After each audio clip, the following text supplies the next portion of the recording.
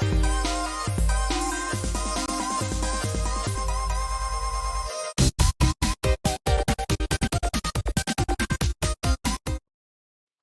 everybody, welcome to our early comics preview video. I'm Andy. I'm Matt. We're here with Infinity Flux Comics out of Chattanooga, Tennessee, and this is our bigger show where we show you some of the biggest and best books that are releasing this Wednesday.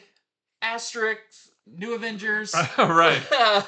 Yeah, so today is Memorial Day. It's a holiday here in the US and it's super fun. I mean, I had the day off work, so that was great. However, it caused a little bit of chaos with our shipping. So the only books that we have today are Marvel books because our shipment from Lunar, which is your DC books, your Image books, Mad Cave, Vault, all those guys, that shipment has not come in yet. Now, rest assured that those books will be here by New Comic Book Day on Wednesday. They're supposed to get here tomorrow on Tuesday.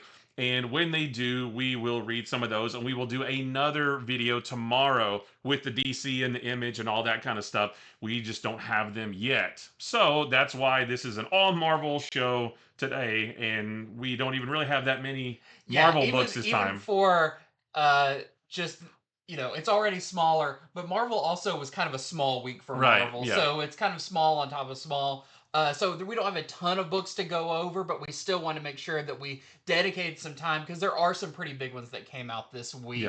Yeah. So, like always, head over to infinityflux.net right now, where the Marvel books are up there right now. You can order those. They are in stock while supplies last.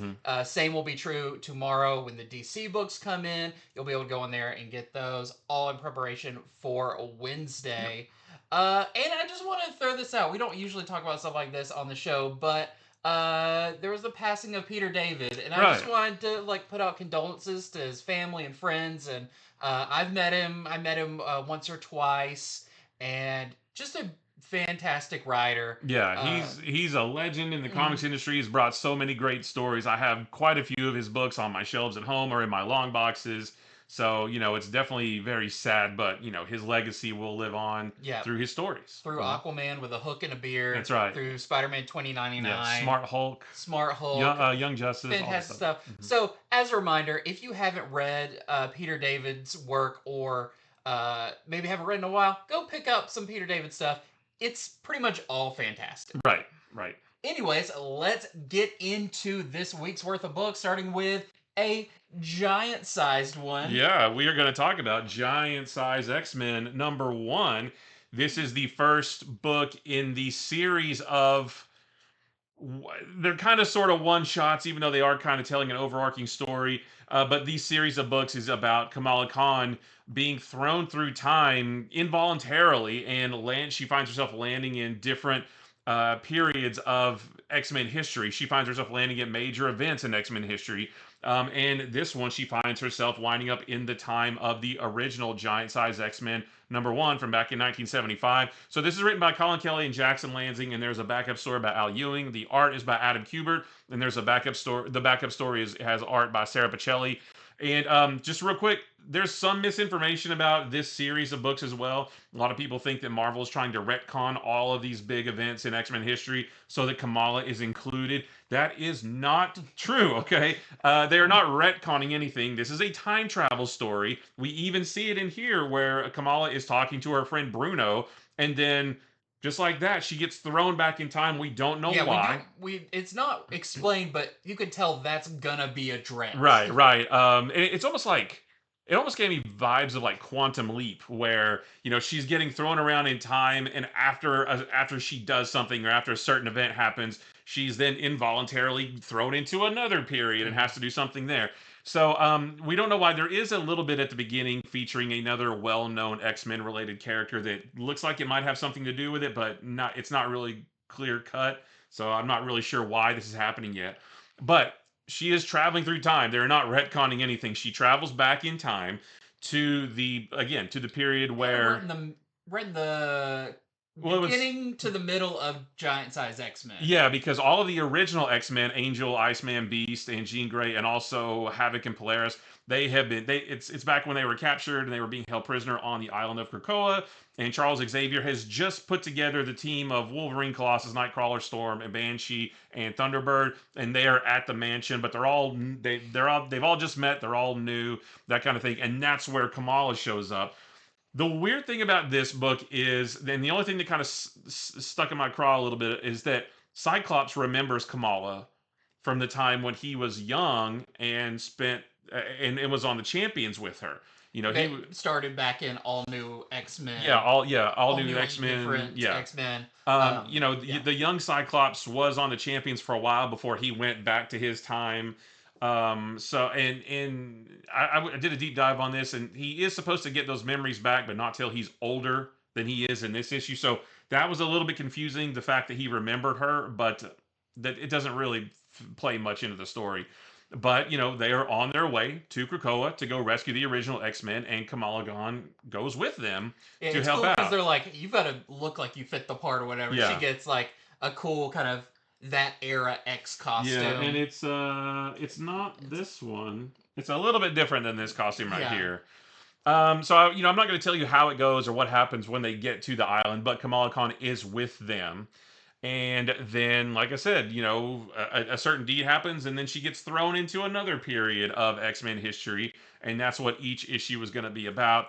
So yeah, I mean, it was pretty fun. Other than that weirdness with Cyclops remembering her, I thought this was actually a really cool issue, and the backup story is also set back in that time. We never saw it in the original comics, but Xavier, it's when he's traveling around the world looking for these new mutants. He's looking for Colossus and Nightcrawler and Wolverine. Well, he actually goes and meets up with another mutant that he wants to be on the team. And that goes unexpectedly. It's a mutant that we've never seen before, and I think that will maybe play into a later story, maybe set in the present. I'm not really sure. Yeah, I think the solicitation it said like, see the mutant who rejected That's right. Charles Xavier Yeah, invitation. that's right, because this mutant definitely did say, no, I don't want to be part of your team. But it wasn't. But there's more to it than that, and it has. I think it has kind of big. It could have big ramifications going forward. So very interesting issue. Again, not a retcon, just a time travel story. And I look forward to finding out why the heck did that happen in the first place. I have no idea. I do want to call it the art in this is really good. Adam Kubert's art. There's a few pages where you like turn sideways. It feels very much of the time. Yeah. Some of the stuff they were doing in the X-Men books at the time. And, you know, it's that classic version of Krakoa that's got the big goofy face on it. And I think it's fun because Kamala is a fan of the X-Men going into this. So she knows this story. She knows what this time on Krakoa meant and all of that. And kind of then what does she do knowing the outcome of all of this? So that does kind of throw a fun twist into the original story. Yep. But we do know the next one is the Dark Phoenix saga. Yeah, that era, and what's she going to do during that period? I don't know, but we'll have to wait and see. But yeah, so this is our A cover right here, very you know, homaging the original Giant Size X-Men.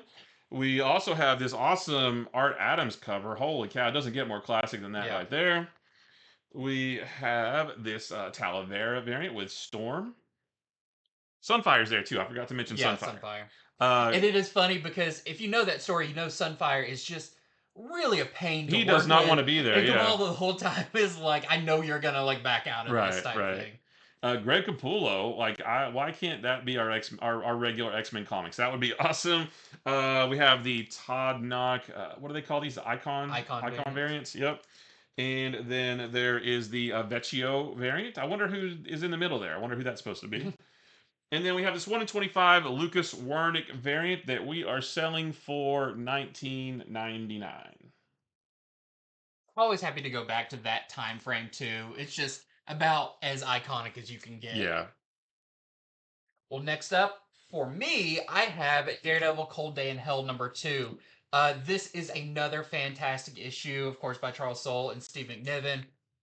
And this picks up where the last one left off. We have our older Matt Murdock, who is has lost his powers over time. They've just kind of faded away with age, and it almost sounds like that happened with the majority of superpowered people in Yeah. this reality. We know that happened with Steve Rogers in the previous issue, where he had slowly been losing his strength and all of that.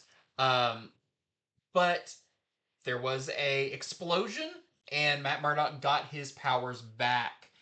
But we learn in this one, and because of his heightened senses, he can tell that to him it's rapid, but it's because he's so in tune. He can tell that these powers aren't going to last for long. I think he hears a bell, and like every time it rings, he's like, it's a slight bit, more muffled. Yeah. And he basically knows, I've got a ticking clock on these powers.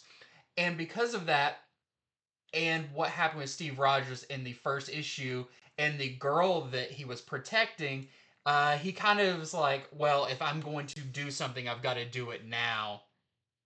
And he wants to know what caused that explosion, who is behind all of this, and he knows, well, I need to find this girl because Steve basically said, she's the answer to all of this. Right. So part of this is him, uh, now he's in his Daredevil suit, meeting up with an old friend to get help researching, looking into this explosion that happened in the subway, finding out what happened there, which is really fun. That whole interaction, when you see who it is really, really cool. But there is something that happens. We do see the young girl kind of on the run, and something happens with her unexpected that definitely pulls the attention of Bullseye, who we know is kind of the head villain in the city. He's got his what is it? It's Bullseye and the three rings. the three rings, which is like part of the Bullseye, part of the dartboard, which is a really fun nod. Um, so that is another problem that I believe is going to intensify by the third and last issue. And I don't want to give anything away, but there is another character that shows up that kind of offers Matt Murdock uh, uh, a solution, or a freedom from his pain and his aging. And Oh, all right, of right, that, yeah.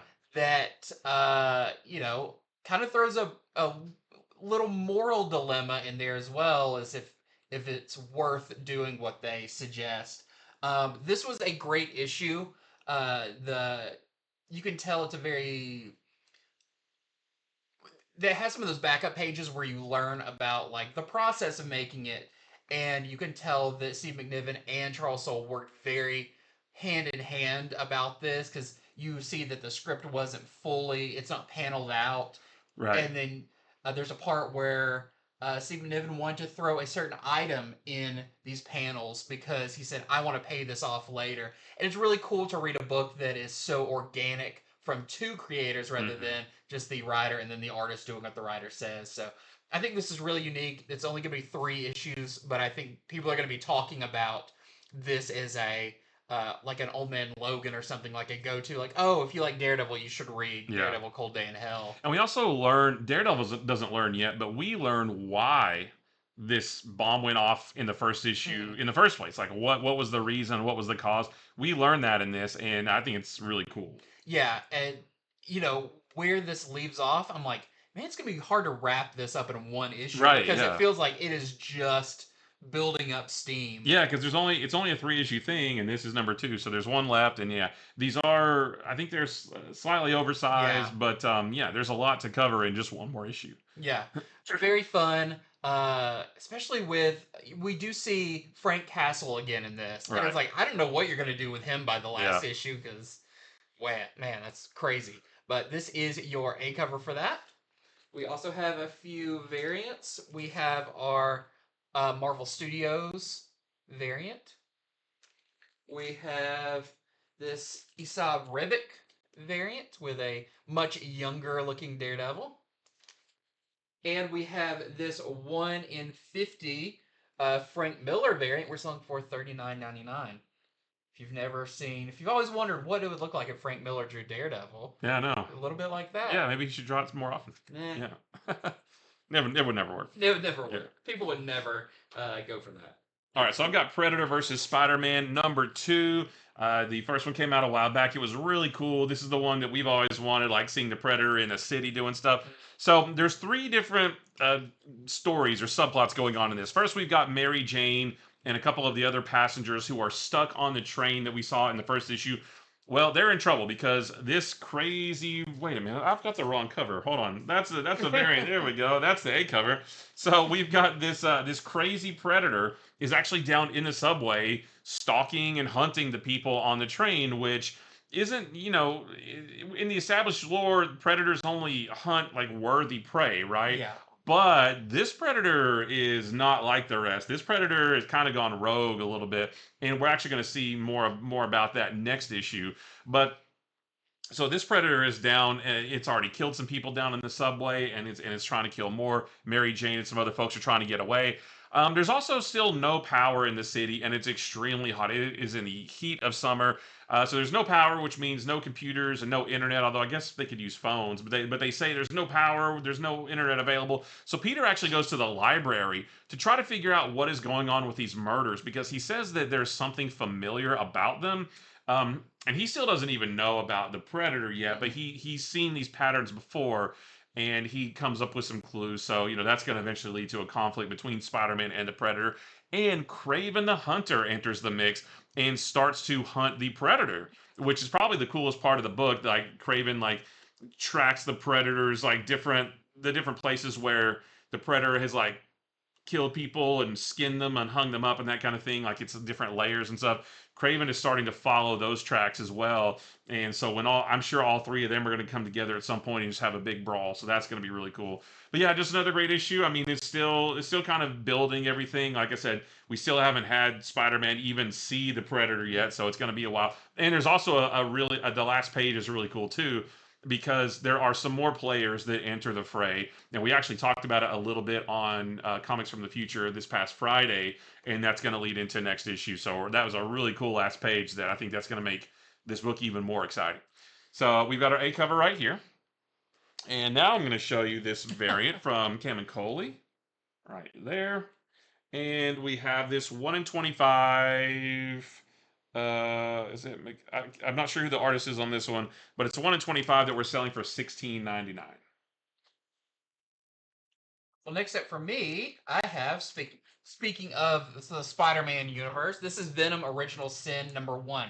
Now, this one I was not aware until I started reading it and then looking up stuff about and everything that this was actually a Marvel Infinite comic on the Marvel Infinite app first. This is it compiled into one, which answered a lot of my questions when I was reading this because this felt out of place with what's currently going on. Well, and Marvel's usually pretty good in the solicitations. They'll say, for the first time in print, whatever. But they didn't say that here. And I started reading this. I was like, I have read this. And it drove me nuts for about 10 or 15 minutes trying to figure out where have I read this before. But yeah, it was the Infinity comic. I think it was 8 parts on the Marvel Unlimited app. And yeah, so that's what this is. It's not a new story. It's just first time physical. Yeah, so it's all those parts in one. So this is a one-shot by Steve Orlando and the artist by Scott Koblish and Matt Horick. And what was confusing about this is set back during the King in Black time with Eddie Brock as the King in Black with all of his omnipotent power, his pretty much unlimited ability to do whatever with the symbiote suit. And in this, we first see Eddie Brock back before he had the symbiote suit. This is right before kind of the whole original Venom storyline where he got the symbiote suit because Peter Parker's still wearing it at this point. And he makes a deal with Jack-O-Lantern, basically being like, you're going to let me know when you're going to fight Spider-Man because Eddie Brock is also a reporter and he wants a big story. Yeah. And so he tries to work out a deal with that. But during a conflict with Spider-Man and Jack-O-Lantern, something weird happens, and Peter Parker wearing the symbiote suit suddenly morphs into looking like a completely symbiote version of Eddie Brock. Yeah, I mean, it's a pretty cool thing because, during when he was King in Black, he was able to talk to or control or talk to, or inhabit all symbiotes across all space and time. Yeah. So it's a pretty interesting idea to like, oh, now that Eddie Brock in like present/future is King in Black, maybe he could go back and talk to young Eddie Brock back Yeah. in when he was, before Eddie even got the symbiote. Yeah, he basically says, I'm commandeering Spider-Man like a DeLorean Right. to time travel. But future Eddie Brock tells past Eddie Brock, like, hey, uh, I'm from the future. I know some stuff that's going to happen. I know that in a few months there's going to be a kind of a killer called Sin Eater who is going to be doing a lot of murders, and you are going to think you know who it is and going to try to break a story, but you're going to be wrong about it, and that's going to kind of mess with your career. I'm telling you who Sin Eater actually is, and this is going to be your big break. So future Eddie Brock thinks I'm helping my younger self, navigate life a little bit better. He's like, I know the hardships you're going to go through. Yeah. And that's all stuff that actually happened in the Spider-Man comics from the late 80s with the Sin Eater and Eddie Brock being disgraced and all that stuff. Like, it's referencing all that stuff from back then. Yeah, and it's really it's a really cool setup for that, where because he now knows the correct thing, we actually see a much different trajectory for Eddie Brock. But something happens in a fight there that not only changes Eddie Brock's future, but pretty much the entire world's future. And the things that kind of spiral out from that is one of those, ripple effects. And and it is cool that they do address some of the things that happen, especially with the other Spider-Man villains, of like, well, this is what Doc Ock did, and this is what, I think Puma's in there, and some of the big players around that time.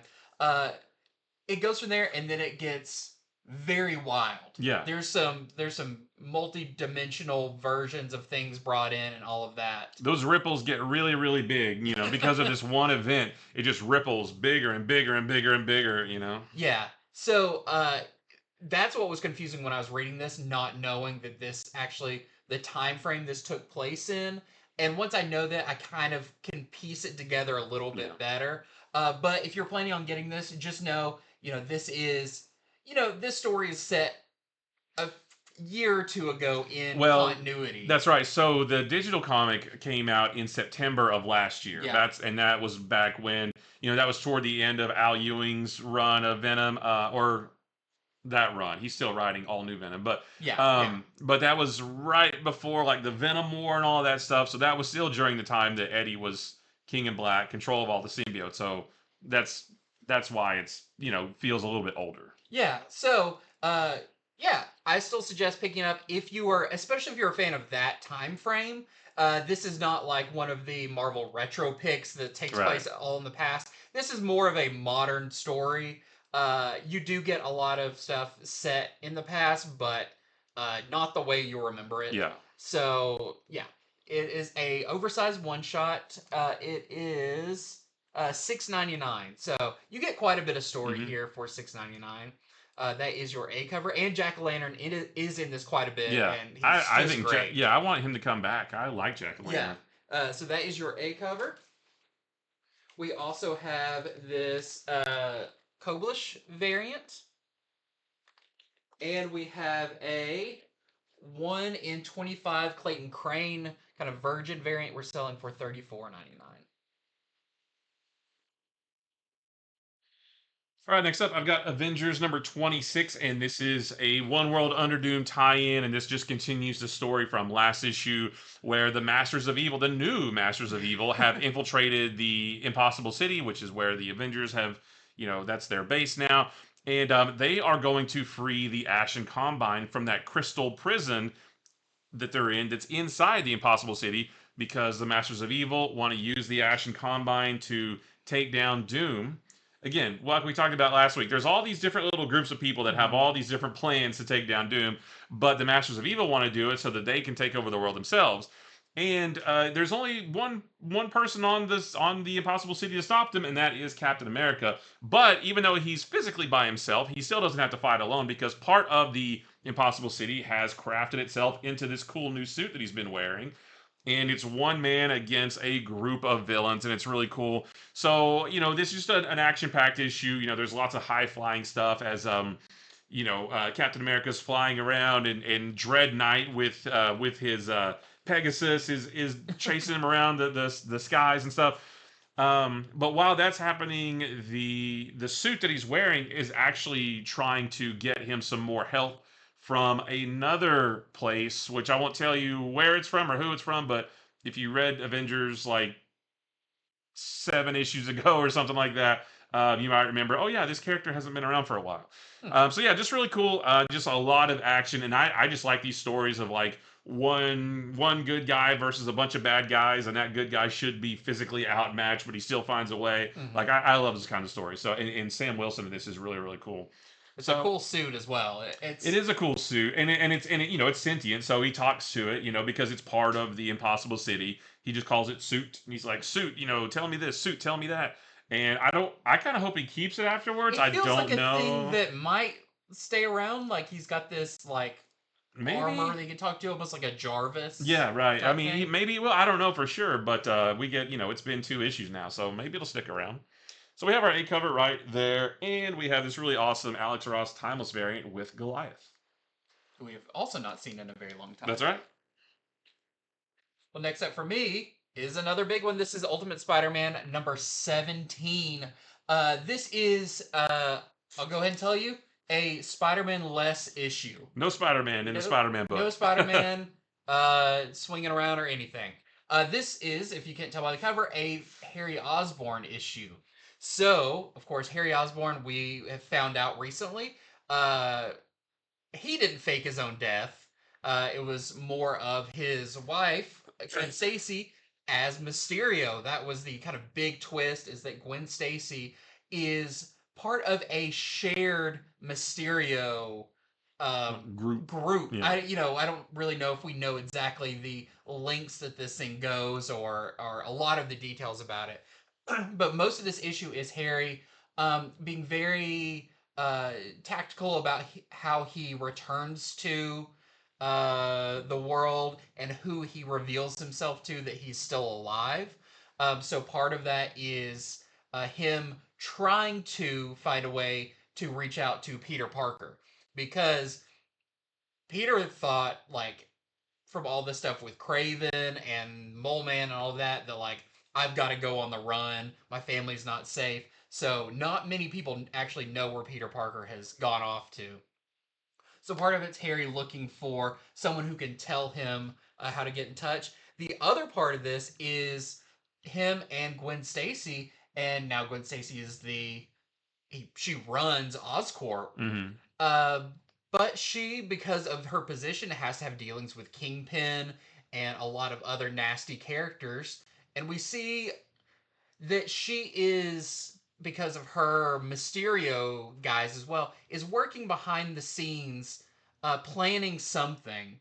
And we see part of that play out in here, but we don't know the full scope of what she has planned. We do find out other members of the Mysterio team. Yeah. The cabal of Mysterio. Yeah, because I think there's 5. I don't know why I'm saying that. Maybe there's more, but I want to say that there's 5 different people who are part of this group of Mysterios, and we know 2 of them from last issue. We find out 2 more this issue.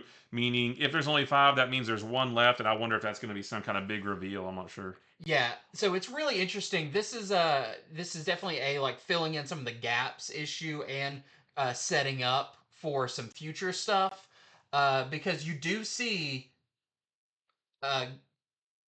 Harry reintroducing himself to the Green Goblin armor. But if you remember who is the AI inside of the armor, he's got a rough conversation coming up, and that plays out here as well. So a lot of interesting stuff. We do know from I believe, is it 18 or 19 coming up, that there is going to be some kind of turf war between the Sinister Six. Yeah, that was the solicitation for 18 that we just talked about. So maybe you can see some hints towards that, but we'll definitely have to read it to see if that's what they're alluding to, or is there something even bigger coming? But of course, it's all counting down to the Maker coming out of the the Maker Dome. Yeah. It sounds like a Super Bowl Yeah. thing. But you can definitely feel the tension leading up to, hey, something big's about to go down. Yeah, and we know, it's happening in real time. So, we know that come December or January, something big is going to happen in the Ultimate Yeah, Universe. and this takes place in May. Yeah. So yeah, always very cool that it keeps the same timeline. But another great issue. Don't expect any Spider-Man, but there's still a lot of fun to be had in issue number 17. That's your A cover. We also have this really nice Talavera Mary Jane cover. Definitely grab that one up because supplies are limited. Everybody wants a Mary Jane cover. And then we also have a 1 in 25. I believe this is a Pete Woods cover we're selling for $14.99. Nice Mother's Day cover. Yeah. All right, well, I've got another One World Under Doom tie-in. This is Doom's Division number 3. And last issue, it was revealed that Wave and Karma, who were working with Tiger Division to find Sunfire, well, they actually aligned themselves with Sunfire. They've been working with him this whole time. They kind of went undercover inside Tiger Division because, Sunfire is leading this rebellion against Doom, but South Korea has agreed to work with Doom, and Tiger Division is South Korea's super team. So they are trying to track him down. Well, all has been revealed, and this whole issue is just a fight between Tiger Division and Sunfire, Wave, and Karma. And there's some really cool uses of powers in this. Like you have Taguchi, who is like kind of like almost like the Superman of Tiger Division, and he should be very hard to beat. But somebody else has a power that actually is able to sort of counteract him a little bit, which is really cool. And you have like water powers versus earth powers and that kind of thing. So it's really just one big fight. I mean, there's not much more to say than that. I will say that another character shows up at the end who we haven't seen in a while, and they cause a little bit of havoc and a little bit of chaos in Is in it the Havoc? It's not Havoc. No, Okay. no, no. That was not a clue. That was not a clue at all. But they cause a little bit of chaos in everything that's going on, and we'll have to see what happens. But yeah, so if you're trying to get all the One World Under Doom tie-ins, don't miss this one. I think this is a 5-issue miniseries, so there's a couple more after this. Thunderbolt's Doomstrike just wrapped up, so but we're gonna get a Runaway. So I guess the number of tie-ins will stay the same. I think they're kind of like the first wave of them are ending as they start another, maybe a little bit smaller wave of them. But yeah, so there's our A cover right there, and that's the only cover. Well, next up, I've got What If Donald Duck Became Iron Man? And this one's really fun. So I've read pretty much all of the What If Donald Duck or What If Mickey or all the kind of Marvel X Disney crossovers. And I gotta say, this one is one of my favorites. And it's a really funny reason why. Because I was kind of looking for the classic okay, how's Donald going to get like imprisoned and then he builds a suit of armor and all of that? Yeah, I was like, it's gonna be weird to see Donald Duck in Vietnam getting taken a prisoner. Yeah. But this has a very fun roundabout way of doing it. So this is by Steve Bailing, Luca Barbary, and the art is by Donald Sofridi. And as all of these tend to do, they involve the Beagle Boys, who learned that Uncle Scrooge has a device, or he has the plans for a device for a kind of a giant like ride-on gold drilling machine. It's just your classic. It's got a big drill on one side, and you sit on it, and it's gonna go under the ground. And he's got these plans for it, and he wants someone to build it, but he puts Donald in charge of like, hey, this guy has those plans. Will you go get them for me? And so Donald goes, but gets intercepted along the way because the Beagle Boys have overheard this plan. And the plans are not like a drawn schematic. They're on a little flash drive that this inventor had. And it's funny, I think Donald gets attacked while he's like trying to buy a hot dog at a little hot dog stand or whatever. And they take him captured, and this is when it starts getting a little Iron Man. They put him in this warehouse, and they say, we're not going to release you till you build this drill, because the Beagle Boys want the drill to drill into Uncle Scrooge's vault and steal all his money. But as Donald's looking at one, I don't know how Donald has the engineering capabilities to build any of this, but he looks at the thing and he sees another file there for a grass cutting suit of armor. And he's like, oh, maybe this might help me out. And so it plays out the classic. They think he's building one thing, but he's actually building another. And you can imagine he is building a suit of Iron Man armor. And I'll let you read it to find out what happens from Shouldn't it there. be Iron Duck? It should be Iron Duck. I think it. They might call him Iron Duck, and I'm not sure. But it's funny. He builds this. He doesn't build like an iron, like the silver suit or anything like that. But you see the scraps that the Beagle Boys are like. You can build the drill out of all this, and it's just like a bunch of like car parts and old junk and stuff. Somehow he polished it up, Right. made it painted it red and gold. Yeah. red and gold, all of that. But yeah, it was a really fun issue, and it took me a while to figure out like how are they looping like building a drill and all of this into it, and then I finally got around to it. I was like, that's very clever. So I commend them. This was a fun issue of What If Donald Duck Became Iron Man. The next one we're getting is What If Goofy Became Spider-Man. Oh my gosh. So I'm looking forward to that one. His lanky old body flying around the city. We've got some really nice variants for this too. So we've got a Dan Panosian variant. Wow. We've got a never thought I would see this. This is the Mark Brooks variant. Just looking all shiny. We have a Phil Noto variant. And we have a Scotty Young variant as well. All right, well, my last one is Eddie Brock Carnage #4. This is continuing to be a really interesting series. In this one, Eddie and the Carnage symbiote travel to Chicago looking for Muse, the Daredevil villain who came back in the Daredevil Unleash Hell miniseries. And because Eddie and the Carnage symbiote, they have this tenuous relationship where Carnage just wants to kill people, and Eddie is trying to aim that at only people who deserve it. And so, it's a big elaborate plan, and I didn't see this coming. I thought this was going to go a completely different way, but I won't spoil it for you. But I will say that this issue goes a long way to show that even though Eddie and Carnage may be bonded together, they are definitely not friends. They are definitely not partners, because this kind of story can sort of slide into that after a while. It's like, oh, I thought Carnage was supposed to be a bad guy, but he's acting more like a good guy. Mm-hmm. Oh, it must be because the symbiote's having a change of heart, being with Eddie. That is not the case at all. Like, they still are like bickering with each other and fighting for control, who is going to be in control, that kind of thing. And Eddie, a case in point, Eddie still wants to know where the passengers from the plane crash from the very first issue, Carnage hid those people somewhere. And Eddie doesn't know where, because Eddie, he kind of like took over, or Eddie blacked out or something. So Carnage hid this whole airplane full of people somewhere, and Eddie wants to know where. And it's been 4 issues, and we don't know where these people are. So he comes up with a very, very creative way to get Carnage to tell him where they are. And that actually kind of does sort of figure into the story of them looking for Muse as well. So it all like gels together really well. And yeah, they still are not.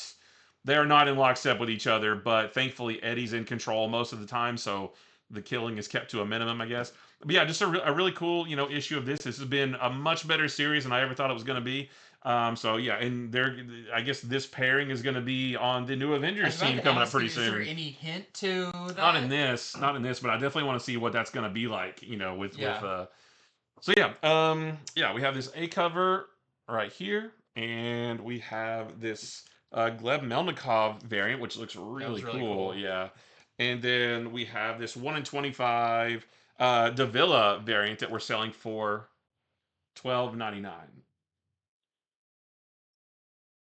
And the last one for me is Star Wars: The Rise of Skywalker adaptation #4. This is our penultimate issue of the Rise of Skywalker adaptation series, which has been really good, expounding upon the original movie, but more based on the novel that had way more of, I think, what the movie wanted to have with more Leia, but because of the passing of Carrie Fisher, couldn't have that. But what I like, they kind of included the scenes that they wish they could have in this. So this is the issue where you get Rey facing off against Kylo Ren on the wreckage of the second Death Star, which is a cool series series part to see. What I do really like about this is it. Unlike a lot of the adaptations of movies, this is not a shot for shot remake. There's actually a lot of really interesting panelization in this, and the one where they're facing each other, it's like split in half with lightsabers and a bunch of interesting panels and stuff, which I really appreciate. It makes this way more interesting than a lot of the adaptations that are like, oh yeah, that's just a screenshot that you drew. But what's really cool, because they can use Leia more in this, that not only does Han appear as kind of a vision to Kylo, but so does Leia. And we see a bit more about how Leia is trying to get Kylo back from the dark side and come back to her family in the light. We get up until there's one issue left, so we are leading right into kind of the big battle on Exegol and all of that, where this is left off. And I'm really excited to see that final confrontation with the Emperor and Kylo and Rey in the next issue. Plus, we get some cool flashbacks in this too, like scenes from Return of the Jedi and all of that, which is a nice little addition to this adaptation. But yeah, really fun. I'm really glad they're doing this. And I recommend, once again, if you have mixed feelings about the movie, try this out and see, because it's really cool. So there's your A cover. And we have this movie variant with Moon Knight. Right. Slash Apocalypse. Yeah. Slash guy from Dune. Yeah. And we also have this Luke Ross variant. Yeah, I saw a thing where someone's like, Oscar Isaac is just silently going through every nerd franchise. Yeah, right. That's pretty funny. But that is it for our part one. This was part one, the Marvel stuff. But tomorrow, as long as everything comes in and it's all okay and everything, we will be doing the DC Image and the rest of all of that tomorrow. Because, like we said, because of the holiday, because of Memorial Day, shipments were a little bit off. They are going to be like that for everybody. So, expect your store to be maybe a little bit more swamped than usual getting everything ready. So, be nice to them. Give them some good vibes when you go in. They're at the mercy of the Postal Service or the mail delivery service. Yes. But hopefully everything, it's a big DC week, like some big caliber books coming out. Yeah, I think we will have more tomorrow than we did today, I'm pretty sure. Yeah. A couple absolute books, next part of Hush 2, a couple new Image books, that kind of thing. Yeah, so that's going to be really, really fun. Can't wait for that. So thank you for joining us. Head over to infinityflux.net right now, where you can go ahead and pre-order these books while supplies last. And tomorrow will be the same with DC. And until next time, see ya.